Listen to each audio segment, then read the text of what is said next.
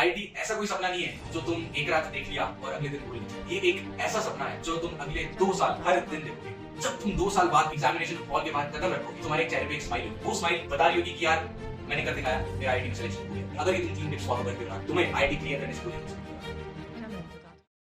What are IITs? IITs इतनी important क्यों है? कैसे स्कूल में एडमिशन ले अगर हमें आईटी की प्रिपरेशन करनी है तो? अगर कोचिंग ज्वाइन करे तो कौन सी ज्वाइन करे, या फिर करना भी जरूरी है या नहीं? कौन सी बुक्स फॉलो करे आईआईटी की प्रिपरेशन करते हुए? साथ ही में कौन सी रिसोर्सेज हमें फॉलो करनी चाहिए? ऐसी क्या क्या टिप्स होंगी जो कि आप हमें देना चाहते हो व्हाइल प्रिपेयरिंग फॉर आईआईटी?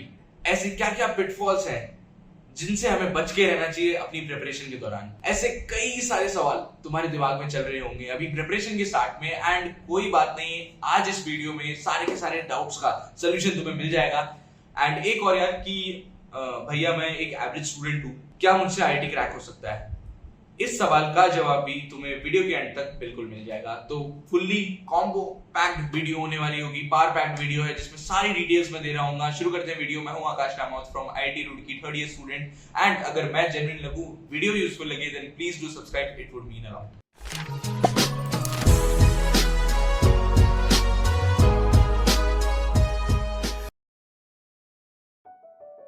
इस क्वेश्चन के 2 आंसर है। पहला मैं अभी दे रहा हूँ, दूसरा वीडियो के एंड में मिलेगा। पहला आंसर ये है कि IITs are group of colleges जहां से तुम अपनी इंजीनियरिंग कंप्लीट करते हो। एंड बहुत सारी इनमें ब्रांचेस होती है, डिफरेंट ब्रांचेस होती है, जिसके बारे में अभी तुम्हें टेंशन लेने की जरूरत नहीं। वो जब तुम्हारी प्रिपरेशन एंड हो जाएगी तब तुम्हें देखना होगा कि तुम्हें कौन सी ब्रांच पसंद है, कौन सी लेनी है। एंड आईआईटीज के अंदर सिलेक्शन होता है, 2 एग्जाम्स तुम्हें देने होते हैं आईआईटीज के अंदर सिलेक्ट होने के लिए। फर्स्ट है तुम्हारा जेईई मेंस। तो जेईई मेंस 4 होते हैं यार, और चारों में से किसी में भी तुम 90% से ऊपर लगभग ये कट ऑफ जाती है। इससे ऊपर स्कोर कर दो तो तुम्हारा जेईई मेंस में सिलेक्शन हो जाता है। फिर तुम्हें देना होता है जेईई एडवांस। जेईई एडवांस के अंदर तुम्हारे 15,000 के अंदर रैंक आ जाए इन जनरल कैटेगरी तो तुम्हारा यार आईआईटीज में सिलेक्शन हो जाता है। And then you can pick your branch, और आईआईटीज में you are very much welcome. IITs इतनी ज्यादा इंपॉर्टेंट क्यों है, या फिर सोसाइटी इतनी ज्यादा वैल्यू क्यों करती है आईआईटीज को? तो यार सिंपल सा इसका रीजन है, तुम 2 साल प्रिपरेशन करते हो एंड जैसे ही बाहर निकलते हो तो तुम यार देखोगे कि बहुत सारी नई चीजें तुम्हें सीखने को मिलती है। एंड जो तुम्हारी ग्रोथ होती है, जो तुम्हारी पर्सनल ग्रोथ होती है, वो अलग लेवल पे होती है। दैट मींस 2 साल के बाद जो तुम पर्सन हो एंड 2 साल पहले जो पर्सन थे उसमें बहुत ज्यादा डिफरेंस आ जाएगा। दूसरा चीज ये कि आईआईटीज 2 चीजें प्रोवाइड करती है जो कि बाकी टीयर 2 टीयर 3 कॉलेजेस प्रोवाइड नहीं करती है। पहला चीज है एक्सपोजर।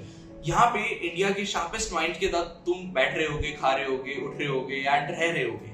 तो वहां पे तुम एक चीज नोटिस करोगे कि यार उनका एक पैशन वो चूज कर लेते हैं, एक स्ट्रीम चूज कर लेते हैं और उसमें लग जाते हैं, अच्छे से मेहनत करते हैं। तो तुम्हें पता चलेगा कि हर बंदा अपनी स्ट्रीम में मचा रहा है, अच्छे से कर रहा है। And that is one of the biggest exposure you can get, क्योंकि तुम्हें जो भी चीज पसंद है तुम उस चीज के सीनियर से बात कर सकते हो and they can guide you with everything. दूसरा आ जाता है अपॉर्चुनिटीज। अपॉर्चुनिटीज तुम्हें बहुत टर्म्स में मिल जाती है। अगर तुम बात करो इंटर्नशिप में बहुत सारी कंपनीज आती है। प्लेसमेंट मेजरली लोग आईआईटीज का सपना इसलिए देखते हैं क्योंकि करोड़ों की प्लेसमेंट मिल जाए।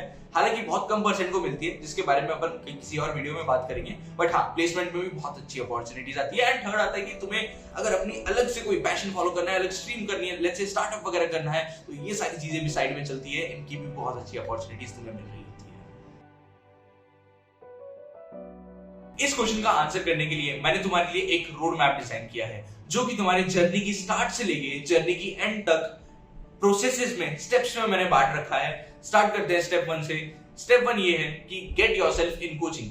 अब यार गलत मत समझना मुझे, कुछ लोग सोच रहे होंगे कि क्या सेल्फ स्टडी से भैया नहीं हो पाएगा। तो यार सेल्फ स्टडी में बहुत ज्यादा तुम्हें एक तो डिसिप्लिन चाहिए एंड सेल्फ कंट्रोल चाहिए। अगर ये तुम्हारा थोड़ा सा भी लैक कर रहा है ना, तो दैट मींस तुम जितनी फास्ट पेस होता है आईआईटी जेईई प्रिपरेशन का, उसके साथ कदम से कदम नहीं चला पाओगे एंड तुम पीछे रह जाओगे, बैकलॉग्स क्रिएट हो जाएंगे और बहुत ज्यादा प्रॉब्लम्स क्रिएट हो जाएगी। तो दैट्स व्हाई कोचिंग ऑफलाइन या ऑनलाइन। तो ऑनलाइन में यार डिपेंड करता है कौन से मोड में तुम्हें जाना है, तुम्हारी प्रेफरेंस पे डिपेंड करता है, तुम्हारे बजट पे डिपेंड करता है एंड तुम्हें कहां से अच्छा समझ में आता है उस पे डिपेंड करता है। ऑनलाइन कोचिंग्स में अनअकैडमी एंड फिजिक्स वाला आर गुड ऑप्शन। इनके अलावा कुछ ऑफलाइन कोचिंग्स भी है जिनमें ऑनलाइन स्पेस में आए हैं, जो कि फर्स्ट है एलन हो गया एंड बायजूस आकाश हो गया। इन सब में भी तुम देख सकते हो।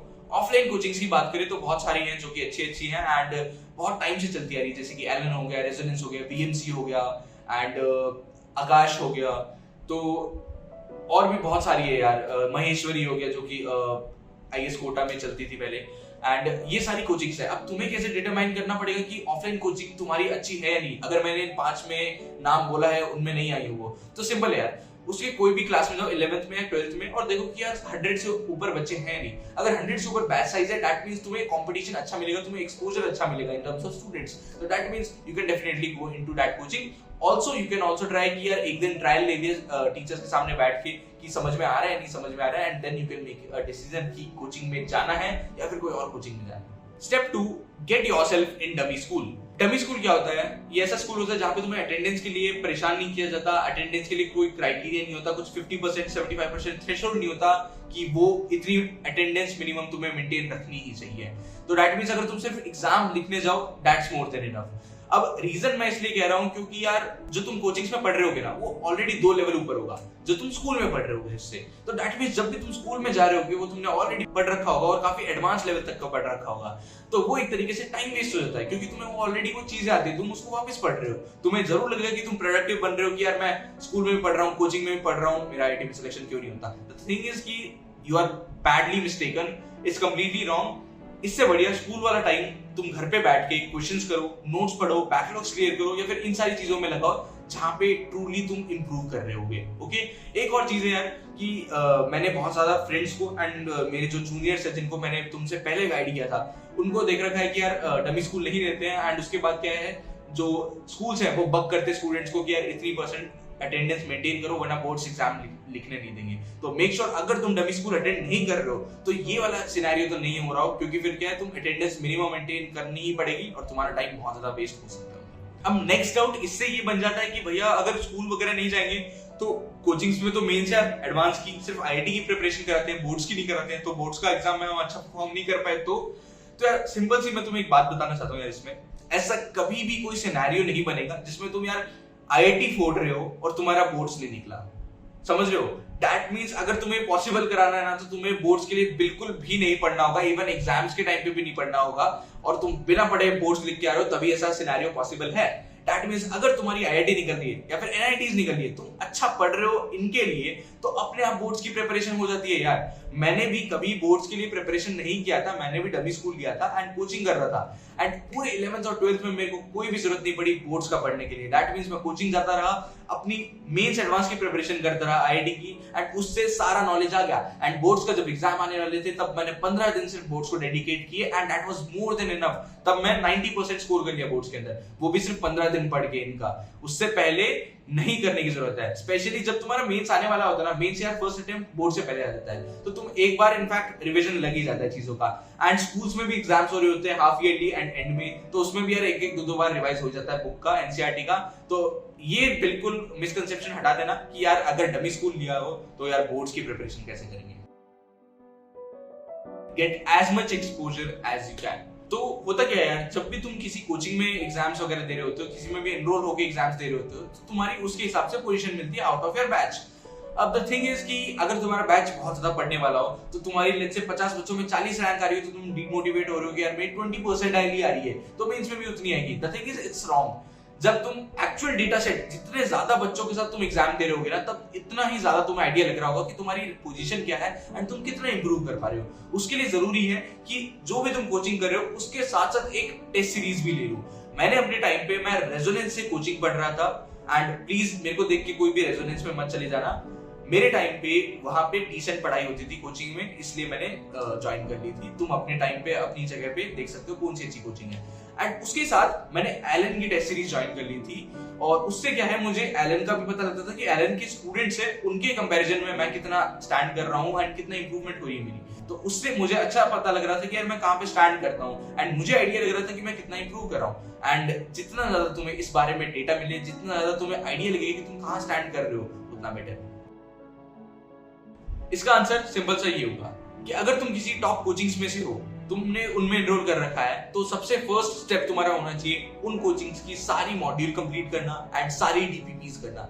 रीजन इसलिए है क्योंकि यार वो 40-50 साल या बहुत डिकेड से चल रही है कोचिंग्स, एंड उनके क्वेश्चंस इतने ज्यादा अच्छे हो चुके हैं, फिल्टर हो के हर साल फिल्टर हो के, कि अब वो काफी हद तक तुम देख सकते हो आईआईटी जेईई के लेवल के भी पूछ लेते हैं एंड उनके टाइप से।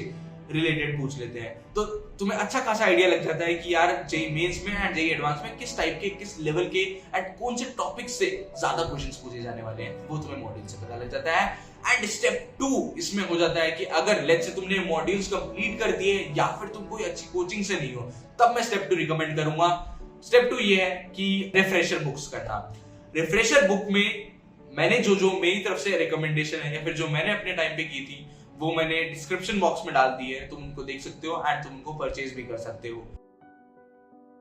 एक इंपॉर्टेंट रूल जो यहाँ पे मैं हाईलाइट करना चाहता हूँ वो ये है, 1 subject 1 book policy. That means her subject में तुम एक बुक से ज्यादा नहीं करोगे। अगर एक से ज्यादा रिफ्रेशर बुक ले रहे हो, जो कि बहुत स्टूडेंट्स के साथ ऐसा होता है कि 3-4 रिफ्रेशर बुक्स ले ली, कहीं ना कहीं से मिल गई एंड कोई चैप्टर किस बुक से कर रहे हो, कोई किसी बुक से कर रहे हो। अब होता क्या है कि कोई भी बुक कंप्लीट नहीं हो पाती। उस वजह से ये होता है कि प्रिपरेशन के एंड में जब तुम्हें सारा अपना डेटा कलेक्ट करना होता है, जब तुम्हें सारी इन्फॉर्मेशन वापस गैदर करनी होती है जो तुमने पूरी प्रिपरेशन में पढ़ी है, वो ढंग से गैदर नहीं होती क्योंकि बिखरी भी होती है अलग बुक्स में।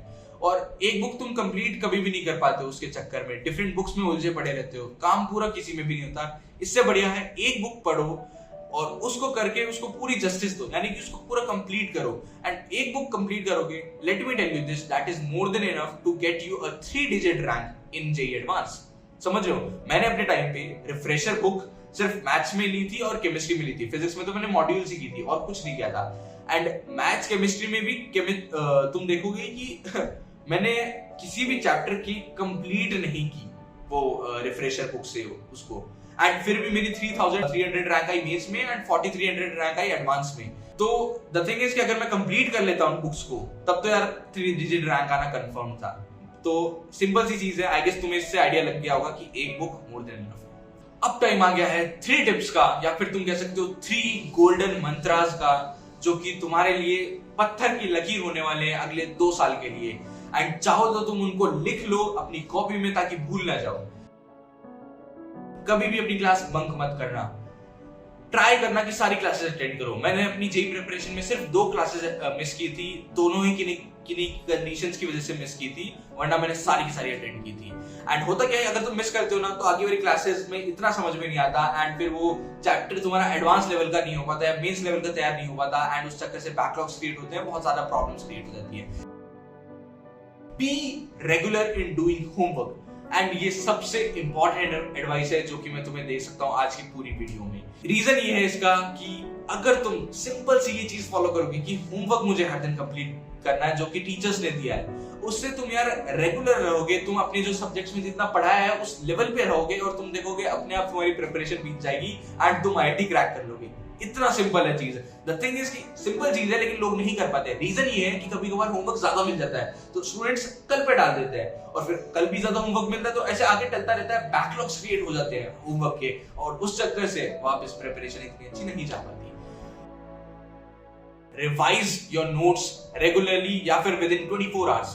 लेट्स से आज तुम्हें सुबह ग्रेविटेशन पढ़ाया तो शाम को आते ग्रेविटेशन तुम्हें रिवाइज कर लेना चाहिए 24 आवर्स के अंदर, बिकॉज रिटेंटिविटी सबसे ज्यादा उधर मैक्सिमम होती है। आगे तुम देखोगे तो बहुत सारी चीजें तुम भूल चुके होगे उस चैप्टर के बारे में, अभी रिवाइज कर लोगे तो सबसे बेस्ट है। रिवीजन में क्या करना है, नोट्स पूरे पढ़ने हैं, जो फॉर्मुलेस तुम्हें डिराइव किए हैं वो तुम्हें खुद वापस डिराइव करने हैं अपने हाथों से, जो क्वेश्चंस तुम्हें सर ने कराए हैं जो तुमसे नहीं हुए थे क्लास में उन्हें वापस तुम्हें नोट डाउन करना है, खुद करना है, खुद ट्राई करके देखना है। अब तुम देख रहे होगे कि यार ये 3 गोल्डन मंत्रास थे भैया आप जो बता रहे हो, ये तो बहुत सिंपल है, स्कूल में ये चीज तो हमें सिखाते हैं, बट द थिंग इज कि सिंपल डजंट मीन कि इट्स इजी।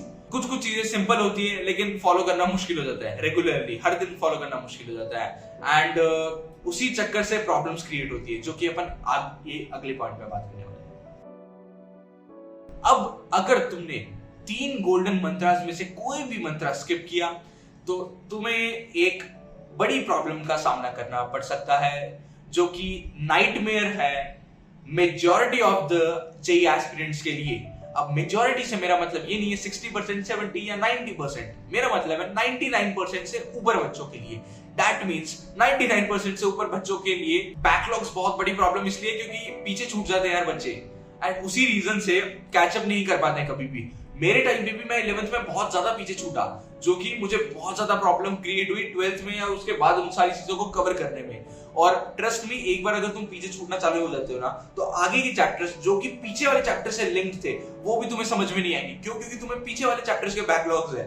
तो तुम पहले वाला चैप्टर करोगे या फिर ये समझने बैठोगे, ये तो वैसे भी समझ नहीं आ रहा, वो करने बैठोगे तो ये कंप्लीट हो जाएगा, फिर ये करने बैठोगे तो उसके आगे चला जाएगा। तो ये एक तरीके से साइकिल चल जाती है। तो तुम इसको कह सकते हो एक ट्रैप है, और एक बार इसमें घुस जाओगे ना, दलदल टाइप चीज है, तो निकलना बहुत ज्यादा मुश्किल हो जाता है। तो मेक श्योर कि यार वो 3 गोल्डन मंत्रास है ना, उनको बिल्कुल भी नहीं छोड़ना है। एंड ट्रस्ट मी, अगर ये तुम 3 टिप्स फॉलो करते हो ना, तो तुम्हारा जेई प्रिपरेशन में तुम्हें आईआईटी क्लियर करने से कोई नहीं रोक सकता। इस क्वेश्चन का आंसर मैं अपने एग्जाम्पल के साथ देना चाहूंगा। जब मैं 10th पार की थी, तब यार मेरा ना तो एनटीएससी निकला था स्टेज 1, ना केवीपीवाई निकला था। इनफैक्ट क्लास 10th में 90% भी मेरे नहीं आ पाए थे।